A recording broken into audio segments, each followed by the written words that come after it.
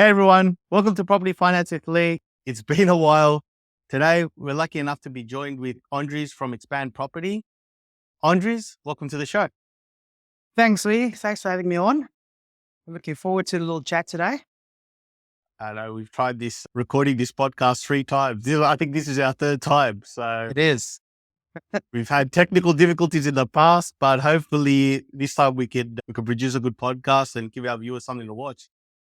That's it. Andres, I think you've got a very interesting story. You probably started your property investment journey a little bit later than most people. Why don't we run our audience through your background and what led you into this field? How you got involved? So basically, I used to be a chef. I was a chef for about 17 years. And, that's how I got into Australia through being sponsored into the country. We arrived here in 2008, South Africa, as you can hear. Accent's still a bit thick. But anyways, yeah, we arrived in Australia, hand of honey, as they say it. And, it was a tough first 4 years, never easy immigrating to a new country. But, we made the most of it and, we set ourselves up. And basically what happened was I was working very long hours, saw my wife very little. And so decided to go and study something else that would, give me better hours and better quality of life. And so I went and did a degree in building construction management and, specializing in or majoring in quantity surveying. And that was in 2012, I started studying and finished my degree in end of 2015. So that was really me getting into I suppose, the property side, construction side. We also ended up building our own place in 2015. So it was our first home. We've never owned a home before. So that was a very scary experience, especially when you work so hard to build up a little bit of deposits and then having to give it to someone else and hoping they do the right thing with it. Back in 2015. Yeah. So Were you still chefing at that time or were you in the construction industry? no, so already? I was going from chefing. Well, no, at that time I was already in construction. So in 2013, I got a job in construction. Well, my first year of studying, and that was with a small developer that does townhouses and upmarket homes here in Canberra. And worked for him for a little while, and then I actually went back to chefing for maybe 3 months before I got a cadetship working at for a bigger firm as a quantity surveyor. And then from there, I went into commercial real estate, fit outs, and I'm still pretty active in that space even today. So that's 10 years later, essentially. Yeah, so we built the first home and we built it just before the market shifted. So we actually got the block of land for that 240, I think, from memory. Jeez. Literally when we moved into our place, which was about 8 months later after starting the build, we then realized the property had shifted and this cheapest block in the same estate was 450. So straight up, we made equity. So we lived there for maybe 18 months. So we've always wanted to live in a country, always wanted to live on a acreage. That's always been the dream. So we ended up selling that. We moved out to a place called Manton. It's a new country estate. Bought 11.5 acres, built the dream home again, built it, engaged to build it, but he was never there. I was actually managing the whole process with the subbies on site every day. And it was, wow. Because I was in the industry, it was easy. So we built that dream acreage. When we moved in there, we actually kept some money aside and we decided we wanted to invest, because I've been reading a few books for probably about 3 or 4 years prior to us moving in there. And, the bug kind of got me a little bit, I got interested in investing because I could see it's a clear pathway to building wealth. And our reasoning behind doing it is because we arrived in a country when I was literally 30 years old. So I was already, missed out on 10 or 15 years of super for both me and my wife. And we just felt we needed to build up a nest egg somehow. And property seemed to be the way to do it. And so again, we bought the first property and, being really worried about it because we've never owned an investment property. So that was the hardest purchase we've ever made, I think, because, you count every dollar. So, Were you yeah, surprised when you came to the country what the property market here was like? Was it similar in South Africa? look, we could see that the properties here had, it keeps its value very well. Yeah. Historically, it's done that as well. It's always grown. It's never dipped. I think the big difference between South Africa and Australia is the unemployment rates. Unemployment rates in Australia is really low, whereas South Africa, I think even like today, I think it's probably like between. Don't have the correct statistics, but I think it's between 35 and 50% unemployment. That's a lot. That's So high. it's really really high. So properties over there, you get the ultra elites, high end properties that are like 100, 150 million rand for a property, which is, insane. No one who lives there can afford these properties, but it's all foreign investors buying it up because they've got the money. You pretty much divide the rand by 10 and it'll give you the dollar. Okay. So, 150 million rand property is like $15 million. Significant, very significant properties. It is a serious property. You've got prime location. You overlook the sea. So it's not an everyday home. The biggest problem is the unemployment and the crime rates, and so all those things combined, and the country not really growing. It's in decline. The property market is very different over there. It used to be good when I was growing up. It was really good because there was a strong market. There was a strong economy. But that's, we're talking about back in the early to late 1990s is when the market was still half decent. So Australia has got a very different market. It's very secure. There's a lot of money invested in a property over here. It's not like America where, people can just walk out of their mortgage and not have to repay it. Over here, if you walk out of your mortgage, you're still going to have to repay it. So the banks are invested, people are invested. I always say bricks and mortar, invest in bricks and mortar. And that's definitely true in Australia. Yeah, it seems like the great Australian dream is owning your own property. That's right. You go to parties, you go anywhere, any social event, 9 times out of 10 people are talking about the property market or what interest rates are doing or something like that. That's it. Seems like it's our singular focus here. I suppose it's different in places like America where, they're more stock market orientated, but every country's got their quirks. So you build you build one home, then you build a second home. Is that right? Yeah. So we sold the first one, built the second one. You sold the first one? Yep. Yep.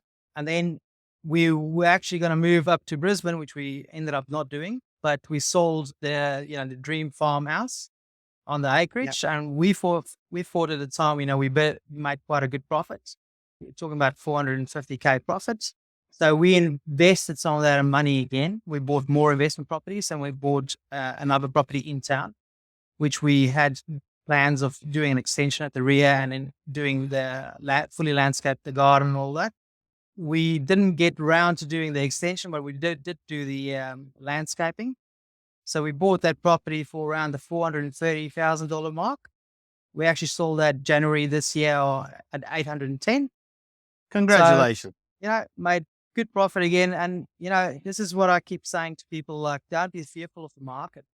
Property is definitely the way there's so many different ways of approaching it. So you can be doing flips, you can be doing investments, you can be doing reinvesting, you can be doing what we're doing as a couple is buying a property, building it, doing it up, and then selling it a few months later. Andres, how long have you been now in Australia? Since 2008. So it's been, let's call it 15 years. 15 years. Okay. And if you don't mind me asking, what's the size of your investment portfolio now? How many properties are we talking? So we're sitting on a primary residence and we've got another 4 properties that we've got invested. You've got 5 properties that you managed to purchase within 14 years. In a very short period of time, you managed to basically grab 5 properties for yourself, That's and your right. family. It's a phenomenal effort, phenomenal achievement, and the fact that you started at a later age in a new country, I Look, mean, and it's very I was earning very little when I arrived. I could As a imagine. chef being sponsored, Yeah. you're earning like minimum wage essentially. You're So working for that the visa basically, aren't you? 100%. So, yes, I discount the first 4 years because they were the hard yards just to get into the country and get established. Really we only had the last 11 years where we transformed our lives. And we now, seeing those fruits, it's giving us opportunities. It's giving us a different lifestyle that we've wanted. It's also been a natural progression into, I got my real estate license. So I got a class 1 real estate license, and that was part of just the natural passion for the industry, for, real estate and properties. We wanted to progress. Yes. It's like a natural progression of going from, starting to invest, getting into construction as an industry to work in, getting a real estate license. And now it's just naturally progressing into trying to, we want to help others achieve what we've done. We've done the hard yards, we've done it the hard way. We didn't have any mentors or input to help us along the way. And so it's really an exciting time for us. There is 4 of us in Xpand Property. Combined, we almost have 10 million in assets. So I think we're doing the right thing. And with the building and the construction background that I've got, I see a lot of opportunity that general people don't see. It just boggles my mind. It's from memory, the statistic says less than 1% own 3 or 4 properties and more. So we're already sitting in that little space, and the whole intention for us was to get something of value that we Yeah. could build over a period of time. So when we get to retirement, our kids don't have to worry about us. We'll have something to look after ourselves.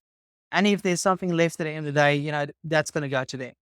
Purely, it came from the fact that we arrived here late in our lives. We didn't have anything built up. We didn't have savings. And I honestly feel that anyone in Australia could be earning or could be owning 3 to 4 properties. There shouldn't be any reason why they can't. It's not a Yeah. hard process. It's just that you've got to make the right decision. You've got to get expert advice along the way, and you've got to do it in a risk adverse way as best possible. If you're just going to be going and following the crowd and buying like in Perth now, everyone's jumping on Perth. Essentially, Perth is still a mining town. We've seen how they dipped in 2008. So, it's, if all of a sudden the world doesn't need any more, raw material that we are exporting out there, the mine starts closing down and the market dips again. So, I kind of feel, Perth, yes, it's been stagnant for over 10 years and it has been the cheapest area in the whole of Australia, capital city wise. It probably has just corrected itself in terms of, bringing the housing market up to where it should be, but it's still a volatile market. From what I've seen, there seems to be a lot of background industry outside of mining being built there. Now, whether that translates to stability in a mining downturn, I don't know. But I think there's more to Perth today than just mining than there was in 2008. I'm based on the Gold Coast for those of you who don't know, and the same was true on the Gold Coast. Again, 2008, 2009 GFC time when no one was going on holidays and stuff, the Gold Coast suffered. It suffered tremendously. It was quiet. really, really bad. And I think now if you go outside of the Gold Coast and have a look at what's happening, just north in places like Yatala, Ormo, Stapleton now, you've got some of the biggest industrial parks, that I've seen anywhere, and Yeah. I'm from Sydney originally, so I know what industrial parks look like. Yeah. It's insane what's happening. So a lot of these places, I feel they're diversifying. They're not just tourism places or just mining places or just things. But it'll be interesting to see what happens. I think Perth is it's a 50-50. There's people that are in your camp that believe, in a mining downturn, it will suffer. I think it will suffer too. Just the severity of how much it suffers, it will be interesting to look at. Look, I think you very right. There definitely will be a lesser than what we saw in the past. The short term, I think we're not talking short term. I'm talking about 5 to 10 years, right? Yeah. Short term, I think perf is still a volatile market, but like you say, there is other industries being created because of all the influx of other people, other Yes. skills, other industries. So when you look long term, 10 years plus, there definitely is opportunity for them to start growing as a city. You know, Canberra is another prime example. It's all based around government with industry supporting government. So if for whatever reason, the politicians start getting fired tomorrow, yeah, Canberra is going to end up being a desolate place. 65%, I think, of the population is employed in some way or another by, government over here. Government. Luckily, I don't live in Canberra anymore, but it is my next door neighbor. So I Yes. do keep my tab on what's going on there. How many of you is working at Xpand Property? Two of us are class one real estate license. The other one is a assistant real estate agent working towards her class two. So, that's quite exciting. We've just established the sales component here in a little country town of Yass. Okay. We've just signed up on Thursday another property. So it's our third one this year, and we've only just started in Jan. So it is quite exciting, working on multi-million-dollar property projects, within the construction industry, and then being able to use our skills to transfer that into real estate. So it is very exciting that we're transferring our construction skills into the buyer's agency space. Yep. So, we kind of look for properties from a different perspective. Where can we add value? My skills being, quantity surveying skills come into play to that as well, because we can estimate how much is it going to cost to elevate this property. And we can actually help our clients make some, really, really good decisions based on real life information. And that gives them an upper hand.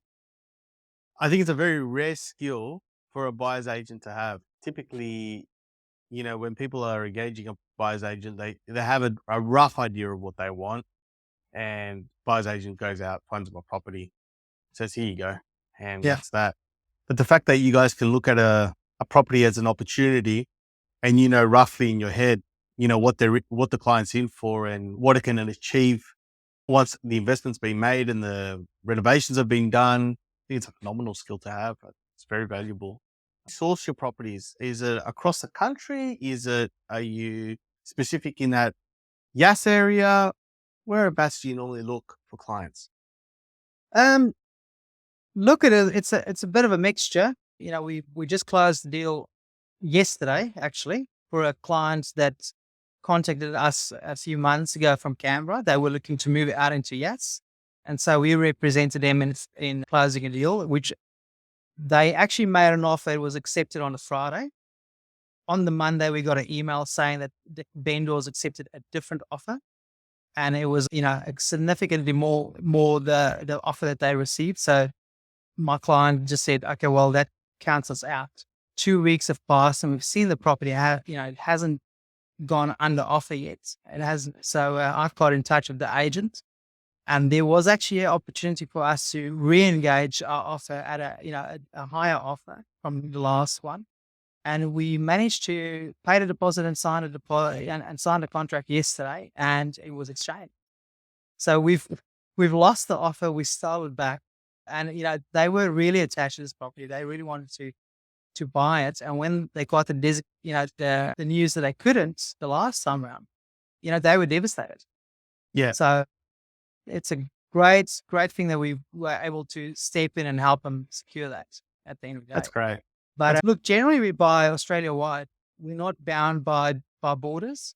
We've got some phenomenal in-house, software that we utilize, and it gives us real life data. It's updated monthly, and it works on three fundamentals. It works on capital growth It works on cash flow and it works on the risk factor. So obviously, if you're looking for cash flow property, so you can set those fundamentals any way you like. And there's a whole bunch of other, I suppose, settings you can set to get a very specific property. But what it does is it'll search the whole countrywide. It'll give you data on an LGA, so on a like the Yass Valley region is a LGA. It's it's the second largest in New South Wales. But then you can even drill down even more into suburb level, which is, within those LGAs. And then that's where we really start doing our work and our research to find a property street by street. You can basically take a client brief. So a client says, Andres, I want an investment property in Queensland. I don't care where it is in Queensland, but I want it to have X amount of return. It's got to be this close to a major town or city. And you can find them, you basically pinpoint them something that comes up on the market at that time. Pretty much. Yeah. So instead of us having to do all the research, will take us, 2 or 3 weeks. We can do that within days. Right. So it really, really gives us a real advantage within the market space. And especially with other buyers agents, these areas are prone to be known by other buyers agents because they're also in the game of trying to find something. So what we've found lately is because the market is, people say the market's down, and I disagree. What I do see is because the market is fearful, a lot of investors that are, have got an idea of what the market is doing, they're actually busy buying. Yeah. Because you buy the low and you're obviously making your gains as the properties increase in value. So the properties that we've been finding, they don't stay on market for very long. I've had a couple of, probably 2 or 3 times now where we've found the property, we've gone to the client says, yes, let's go. And we go to put a deposit onto the property and it's already gone. Wow. And then you start again. But that's just what happens. We get off-market opportunities as well where you can actually negotiate directly, which is great. That makes it a whole different ballgame. But at the same time, you've got to have your due diligence when you look at off-market properties because there could be reasons why it's not on the market. For sure. That's, I suppose, where my construction background comes quite in handy again, with having to look at the property and, picking up that there's structural issues or there is a moisture in a building or, there's maybe termites present, those kind of things that you want to write, make sure that they're not present if you are looking at an off-market property. Designing could be an issue as well. It could be that they've built a building on the property that hasn't been approved by council. So, there's those kind of issues as well that you've got to look at. There's obviously quite a lot involved with the service you provide. A lot of people might look at it like it's a wasted expense, but, not only are you sourcing the properties for them, but you are also doing your due diligence on them. You're negotiating for them. People think they can negotiate well, but I think a good buyer's agent can normally earn their commission or their fee through the negotiation process as well. So, there's a lot that goes into it, and especially some of the properties that you found, people and clients that we've worked on together. I've been astounded at some of the returns in the locations that you found them in. We want to help people. We want to help them grow their own personal wealth, put them in a better place, essentially, so they can make better decisions. So that's what we're about. And that's why we actually, all 4 of us are actually very close friends. So that's good. The way that Xpand came about is we were actually sitting around a bonfire one night, having a good chat. And we were like, hey, what can we all do as friends to, really do our own thing so we can actually get the life that we want. And that's how Xpand came about. It's come from passion from, all of us are really avid investors. Like I said, we've got a portfolio of near to 10 million. It takes a bit of effort to get to that. Especially in the short amount of time you've had to do it. It's phenomenal. Yeah. Yeah, look, and all 4 of us have done it in that similar time frame. So we come from different walks of life. Yes, some of us are own business owners, and we've, one of the couple, hubby is a butcher, the other one's a painter. uh, so we really do come from different walks of life, but anyone can do it. This is the bottom line. That's probably the message I want to try and get out there is, if you're a first time investor, or you might have bought one property and you're stuck, there are so many ways to do things to get you further. I actually Yep. I didn't tell you this yet. So on Wednesday or Thursday, I met a young girl, a young couple. They've just had their firstborn. They got a small deposit, but they both employed and they really want to buy an investment property. They realize that they can't get into the market, so they're looking at the rent investing option. They Okay. rent where they want to live and they invest Yep. in property until they get to a point where they can perhaps sell 2 or 3 of those investments and then take the profits and buy their own place. So Phenomenal. they've got a small deposit, but I said to her, look, your first time owner grant is out there if you guys are looking to invest and you want to build your own, buy your own place. The option is there. So, and I suppose this leads us into the next conversation, which, we were looking at talking about, is a couple from Queensland, lovely couple. And I think I'll let you speak a little bit about their finances, because you were actually helping me get the deal Yeah. across the line. Yeah. So, guys, we should preface this by saying that, obviously, Audrey's is a buyer's agent. He often has people that come to him without their finance in place. And on those occasions, he refers them to me and sees if I can get him in a position to utilize his service and purchase a property. So what happened about a few weeks ago now, almost a month ago, I would say. Yeah, probably Was it 3 or 4 weeks. Yeah. Yeah, 3-4 weeks. So 3-4 weeks ago, Andres told me about a couple, Randy and Rosie. Yeah, look, Randy saw one of our ads on Facebook. He said to me, he needs someone to help him get into the market space. They've not been able to get in. They've missed out twice. It's been 8 years, and they're getting to an age now where they really need to make a difference. So we had a high level discovery call to go over where they're currently at, what their finances are looking like, to try and get an idea. It turned out that they've got a really small deposit, which made me a little bit nervous. They didn't have pre-approval in place to purchase anything. So they haven't gone through the process of engaging a broker or going to the bank to see if they can get a loan. And that's pretty much when I put them in touch with yourself, because, you work closely together, and it is essential for brokers and buyers agents to work together to try and get a client across the line in terms of their finance. And then, having that pre-approval in place just allows us as buyers agents to actually make better offers on properties and actually negotiate the price down. Absolutely. You're in a position where you can make a quick offer, close the deal quickly, and then, secure that property, because, it's still open on the market. Anyone else can grab it. Typically, that's what I try to achieve. Any clients that get referred to me, I try to put them in a pre-approved state for that reason. The client knows what they've got to spend, and then the only condition really is a bank valuation, which under $1 million is fine 99% of the time. Yeah. So I understand. And, like Andrews alluded to, being able to offer a cash contract, basically a contract without a finance clause, is a very strong negotiating position to have. Randy and Rosie were immigrants as well to this country. Similar situation to Andrews. Yep. Both hardworking, live in the Brisbane area, renting their whole lives. The future rental of the property needed to be used for servicing. And what that simply means for our viewers is that we couldn't get a pre-approval in place for them, because the application would have been judged on what that property would have been rented out at. And obviously you can't get a pre-approval for a figure you're unaware of, right? The banks don't do that. So the rental yield had to be a certain level. Yep. The rental yield had to be a certain level.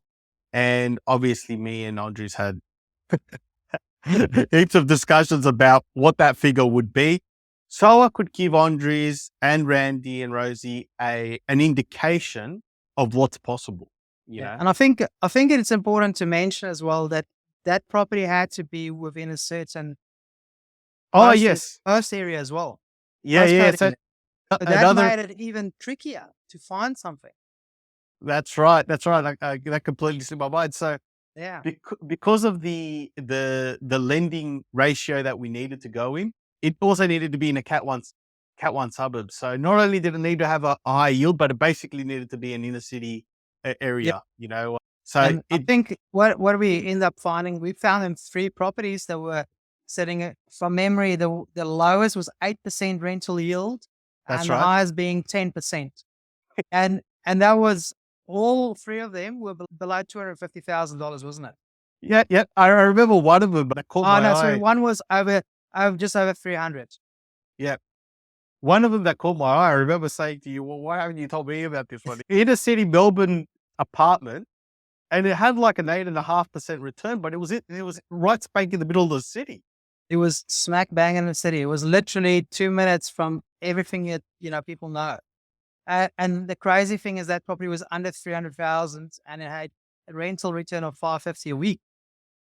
So the strata fees were also pretty generous. So once you plug all those figures in, your strata, your council rates, your water, the insurance that you might be paying on the property, it was a cash flow positive property, wasn't it? There wasn't much, there was maybe like 50 or $100, but still Yeah, it wasn't going to cost you anything to hold property. that's right. And at the same time, being a capital city, we all know that properties appreciate a lot quicker in capital cities than it does in the country towns. But Absolutely. I don't discount regional cities though. Regional towns, some of them are really really good. And I've found a few crackers that like you look at an area like Wagga Wagga. It's 2, 3, 4 years ago. Properties over there, you could have picked up a 4 BD home for 270K. You go and look at the market over there now. You're paying near to $1 million for a similar property. Our software just drives us to find those properties a lot quicker and a lot easier. We can pinpoint essentially areas that are prime for capital growth, prime for cash flow, that have the low risk. One of my investments, it is considered a really high risk area, but we wanted to get a cash flow property in our portfolio, and we're getting nearly $3,000 a month in our back pocket after everything's paid.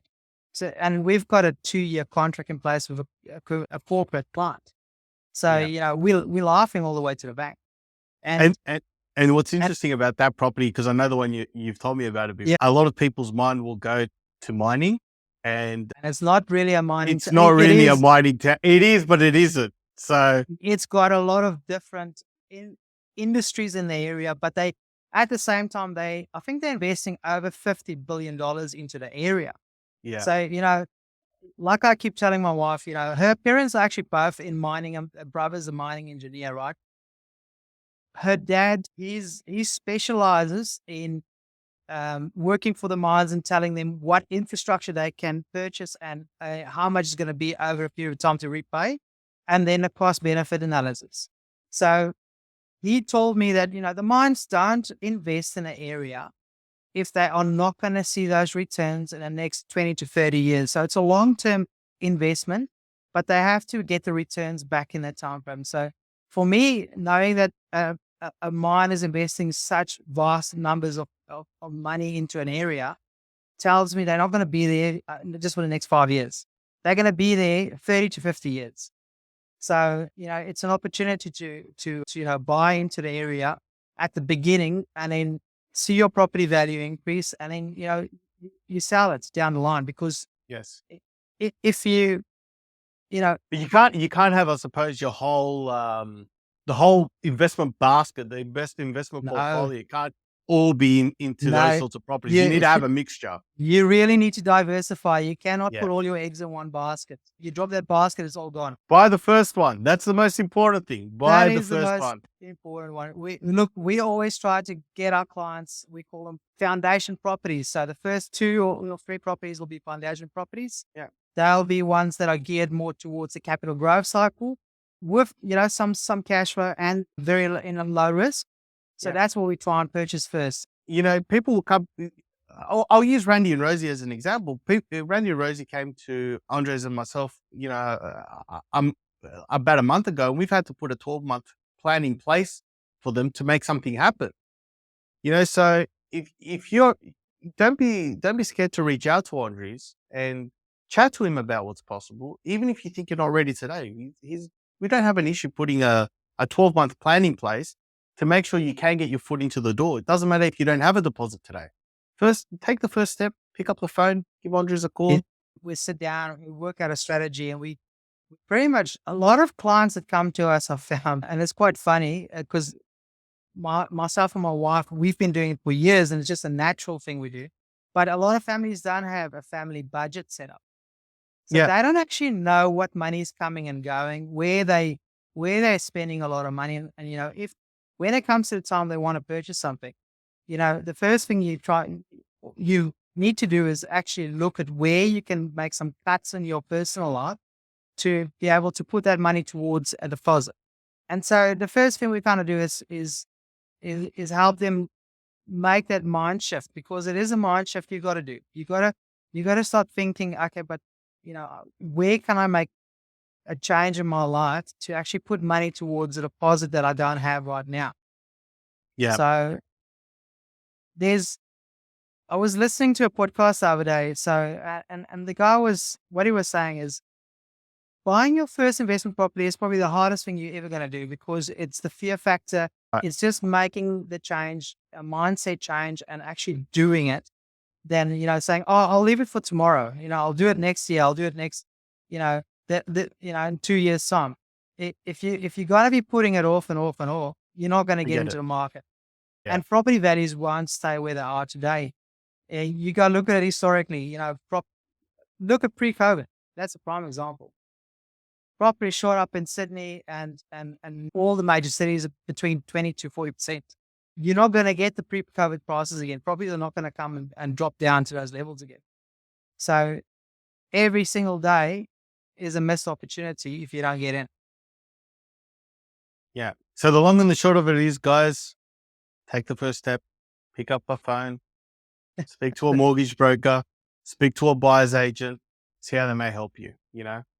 It's I come across so many people, and what the problem is, Andre, is a lot of people, I think that the news as well, it doesn't help, because they tell people how expensive the property market is, how ridiculous it is.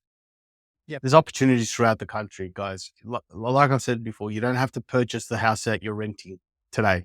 You might not even purchase in the same state. It doesn't matter. Just purchase something, get your foot in the door. Andres is a prime example of that. He's not a doctor. He's not making 300-400 grand a year. He's done it. No, I don't mean to offend you, Andres, but I'm just trying to explain to people, if the fact that someone's been able to come to this country and within 10 years purchase 5-6 properties and do it whilst working for other people, should tell you that, especially if you've been born in this country, there's no excuses. Pick up the phone, give them a call. 100%. It's sacrifices. Sacrifices. It's how I bought my first property. It's how I bought my second property. You got to make sacrifices. Look, I've had people that tell me, they've gone on to, which I call the noodle diet, just to be able to afford to buy their property, and the thing is, you got to do it in a systematic way where you don't put yourself in a place where you overextend yourself as well. So, you've got to do it in a risk adverse way, but at the same time, you need to have someone who's got the knowledge to guide you. If you don't have that, you don't have a mentor, you don't have someone who can actually, help you buy the property in the right area at the right time, and make sure that your portfolio is actually going to grow, then, you're going to be buying the wrong property. And you're going to end up like the investors that only have one property, because that's all you're going to be able to afford. So many people buy a property that's, worth significant money because they think, oh, this is going to be able to allow me to buy other properties. And, when you're just starting out in it, you've got to start small. The most significant decision most people will make in life is buying a property. You know, 100%. And I, look, sorry to cut you off there, but I just want to say that if you had the opportunity, say you had $200,000 to invest, if it was myself, I wouldn't go and buy a single property with that. I would buy two properties. And the simple theory behind it is, you're diversifying and you're spreading you're spreading yourself across multiple properties than instead of one. So if one one tenant ends up leaves, exactly, you still got the other tenant, funding part of that mortgage, and it buys you time. That's what it does. So, just being clever about how you spend your money and how you purchase is, it doesn't take a bit of knowledge. And, if you've got the right people around you, the right broker, the right buyer's agent, they're gonna be able to help you grow and your portfolio exponentially a lot quicker than what you would be able to do it, I think, by yourself, unless you've absolutely. got that experience or that knowledge. Andres, I've got a client. You'll probably watch this and send me a message, but I've got a client. This kid is 25 years old, right? Yeah, right. And he works two jobs, not really huge money. He's a 25-year-old kid. Yep. But he works two jobs, doesn't spend money on anything, which getting finance, it doesn't really help him because the banks will still judge his living expenses at a certain rate anyways. But this kid's 25 years old. He's got 5 properties. He's in the process of buying his 6th. Probably this year sometime he'll buy his 6th property. And he's done this on a modest income. And the reason he's done it and been able to buy, 5 properties is because he's used a buyer's agent. Yep. That buyer's agent is a very investor-focused buyer's agent, such as yourself, very investor-focused. And he's been able to find him properties with 8% return, 9% return, 7.5% return. And Yeah. what he's been able to do through the use of a mortgage broker is scale. Yep. Very important to get expert advice. It is so important. The thing is, Andres, they don't teach this stuff at school. And, if this 25-year-old kid that we were just talking about could do it, look at purchasing his 6th property. Yep. I think anyone can do it. I think that should be the takeaway of today. And I think, I think also hats off to him because, he's not going out nightclubbing every night and spending his money, on a, what do they call it? A smashed Avo on toast, You want to laugh, Andres? I'm doing this Yeah. kid. He's going to watch this. Like I said, he's going to send me a message. But what's funny is I'm doing his living expenses, right? Getting his stuff prepared for submission.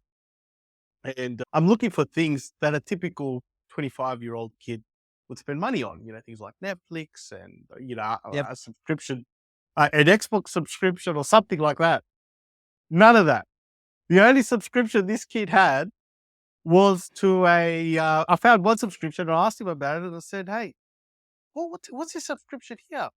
He goes, because this is to a distressed property forum. It's a forum that basically advertises distressed property.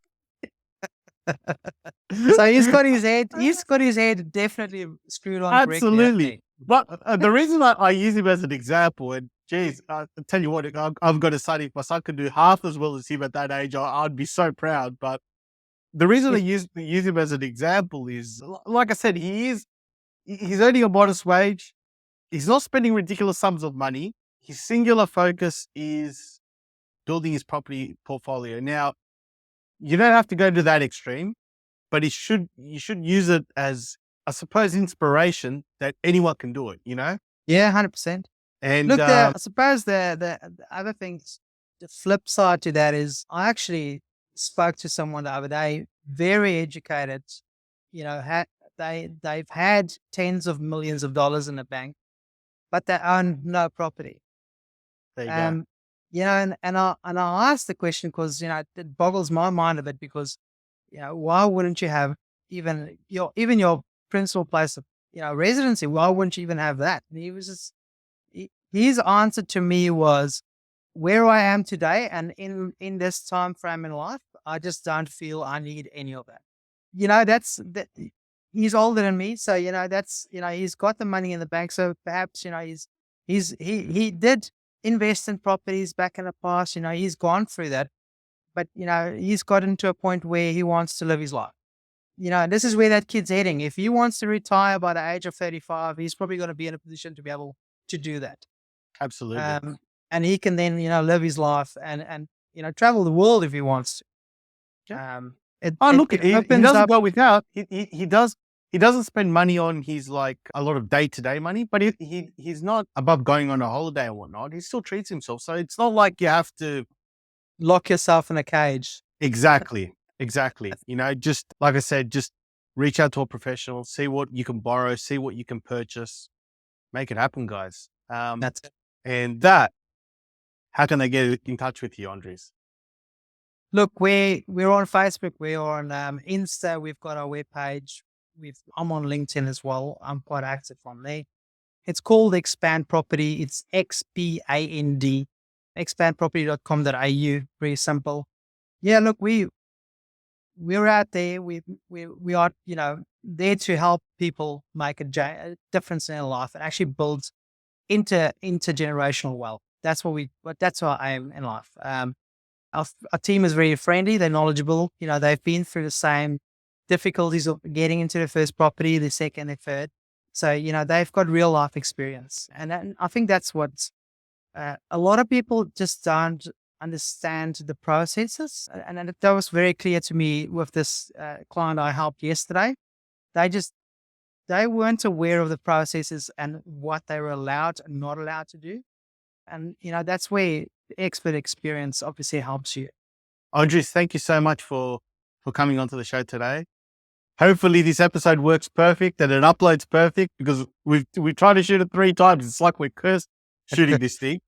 But Mate, I'm being hopeful this time around. I really appreciate you coming on and giving it No, another go. So, no, thanks, Lee. Thanks for having me on. no, anytime. Awesome. All right, guys, I'll pop Andres' details down the bottom. If you want to get in touch with him, very experienced. He's done it himself. Give him a call. He's great to talk to. That's it for today, guys. We'll catch you next time. Thank you.